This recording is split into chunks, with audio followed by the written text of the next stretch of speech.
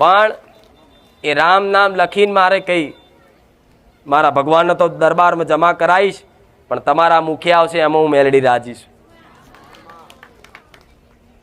કરશો કે નહીં? મારા દીકરાનો જે સાધના કહેતા ને, શું કર્યું તો આટલું માતાજી પ્રસન્ન થયા. મારા દીકરાએ રામનું નામ જ લીધું છે, સેવાનો ભાવ રાખ્યો, દરેક ઉપર દયા રાખી, બસ આ જ છે, બીજું કોઈ રહસ્ય. અને એવું જો રહસ્ય હોય ને, જો ચારે ગાદી પર બેન જુઠ્ઠું ચારેય બોલું નહીં, બધા તો દુનિયા બધું કે, પણ જો એવું મારા દીકરાએ જો અંદર કોને કોઈ સાધના કરી હોય ને તો આવતા રવિવારથી ગાદી મારો ભગવાન બંધ કરાવી દે. લો,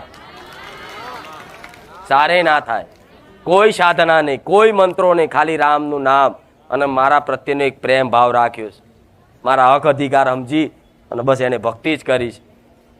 બધા ભૂવા તો આટલી ને આટલી મારાઓ ફરીને બેરીને ફરે. મારા દીકરાના આડેદાર જુઓ ને તો કોઈ મારા ના દેખાય. તમને લાગે જ નહીં કે આ કુખાર મેરડીનો દીકરો છે. ચમ? ભક્તિ દેખાવ કરવાથી ભક્તિ નહીં જાગતી, અંદર છે, અંદર રાખો. અમુક તો આજ નવા નવા ભક્તિમાં લાગ્યા હોય એટલે આવડો મોટો ચોલ્લો મારા જગતમાં બતાવો કે મોટો ભક્ત છું. અંદર તો હું માતા જ જોડતી એક તું ચેવો છું. હા, શું ખોટું? તારે દુનિયા મજાક બનાવો ને.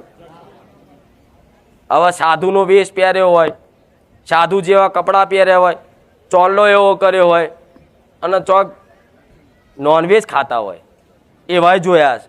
સન જોયા છે ને? સાધુનો વેશ પહેર્યો હોય, બોટલ દારૂ વડારે. અરે તમે હાથે કરીને ધતિંગ આડંબર કરો છો તો ધર્મ પ્રત્યે કોકની આસ્થા તૂટત ને. આ જોજો બધી જગ્યાએ આવું થાય છે. પણ તારે એક ભક્તિનો દેખાવો કરવો, તમારું મન છે ચોલ્લો કરો જરૂરી છે, મારાય પહેરો બરોબર છે, પણ કોકને બતાવવા માટે કરવું. અને રામ નામ લેતા હોય ને તોય તે કોકને આ ગુપ્ત રાખવાનું, હંમેશા યાદ રાખવું. તમે પછી રામ રામ રામ આખા સોસાયટીમાં ફરી એમ ના ખબર પાડતા, એ ફળ નહીં મળે. તમે નહીં કહેતા ભક્તિ હંમેશા ગુપ્ત રાખવી. તમે ભક્તિ કેવી કરો છો બાજુવાળાને ના ખબર પડવી જોઈએ, તો એનું ફળ પ્રદાન.